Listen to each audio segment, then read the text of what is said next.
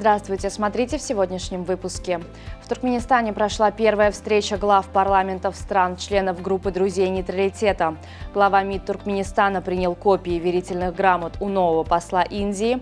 Туркменистан и Грузия наметили планы по расширению сотрудничества и другие новости. В Меджлисе Туркменистана в гибридном формате состоялась первая встреча руководителей парламентов стран-членов группы друзей нейтралитета, роль парламентского сотрудничества в укреплении мира и диалога.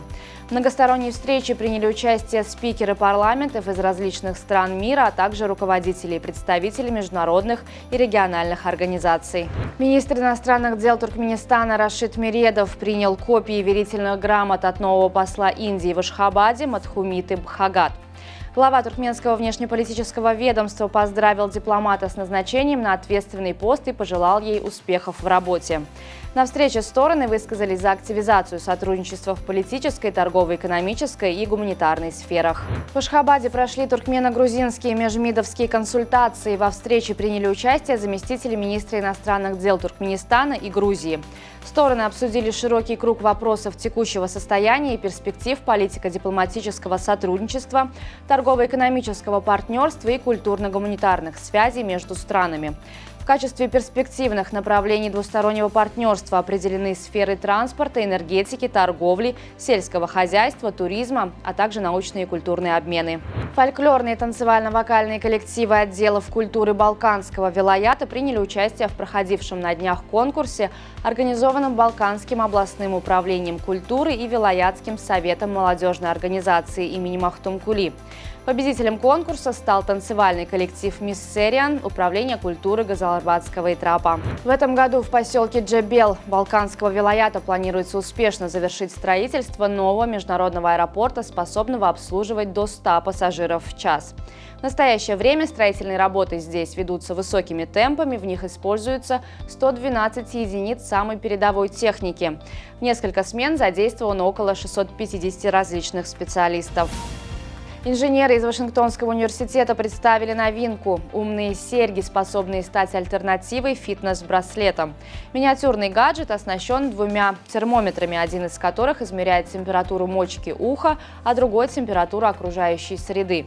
Анализируя разницу, серьги определяют различные состояния организма – качество сна, режим питания, уровень стресса. В сравнении с умными часами серьги показали более высокую точность в отслеживании показателей здоровья. 32-летняя Марлен Энгельхорн из Австрии, унаследовавшая многомиллионное состояние, решила раздать большую часть денег на благотворительность. Единственная наследница семьи основателей химического концерна BASF Марлен получила в наследство от своей бабушки 25 миллионов евро. Девушка, известная своей позицией за налоговую справедливость, не хочет, чтобы эти деньги просто лежали в наследном фонде. Вместо этого она создала в Австрии гражданский совет, который будет решать, как распределить эти средства. Совет будет состоять из 50 человек, случайно выбранных из числа граждан Австрии старше 16 лет. 90% наследства будет распределено по предложениям, разработанными членами Совета. Международная федерация футбола опубликовала обновленную версию рейтинга национальных команд. Сборная Туркменистана по-прежнему осталась на 141-й позиции. Действующим главным тренером туркменской национальной команды с января 2023 года является Мерген Оразов. Наивысшее место в рейтинге FIFA сборная Туркменистана занимала в апреле 2004 года – 86-е место.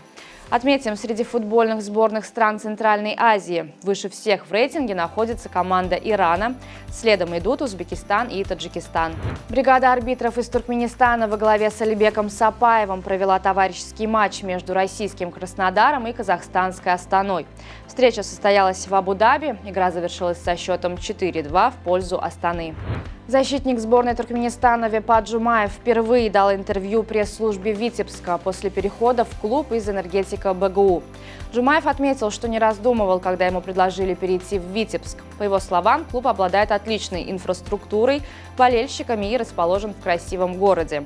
Футболист вспомнил о своих первых шагах в футболе. В детстве играл за молодежные клубы Арвана и Бургут. В 17 лет Жумаев подписал контракт с ашхабадским Капитдагом, а дебютировал в матче Кубка Туркменистана против Мерва. На сегодня это все. Желаю вам хорошего завершения дня. Увидимся завтра. И не забывайте, что Туркменпортал – ваш самый надежный источник новостей.